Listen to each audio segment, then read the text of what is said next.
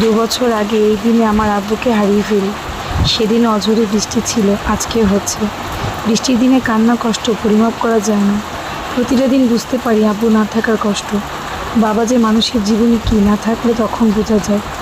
আব্বু বলতো মারা গেলে কিছুদিন পর সবাই ভুলে যাবে। আব্বুকে যদি বলতে পারতাম এক মুহূর্তের জন্য তোমাকে ভুলিনি। আব্বু তোমাকে অনেক ভালোবাসি, অনেক মিস করি। তোমার মতো কেউ মা বলে ডাকে না। কেউ এসে বলে না মা দরজাটা খোল। হঠাৎ করে বাসায় আসলে কেউ অনেক খুশি হয় না। কেউ তোমার মতো ঘন্টার পর ঘন্টা গল্প করে না। কেউ তোমার মতো গিফট নিয়ে এসে অনেক কিছু বলে না। আমাদের হাসি মুখ দেখার জন্য যা যাইতাম কখনো না বলতে না। তোমার মতো আমাকে কেউ এত ভালোবাসে না। আমার দুঃখে বিপদে কেউ এত সাপোর্ট করে না।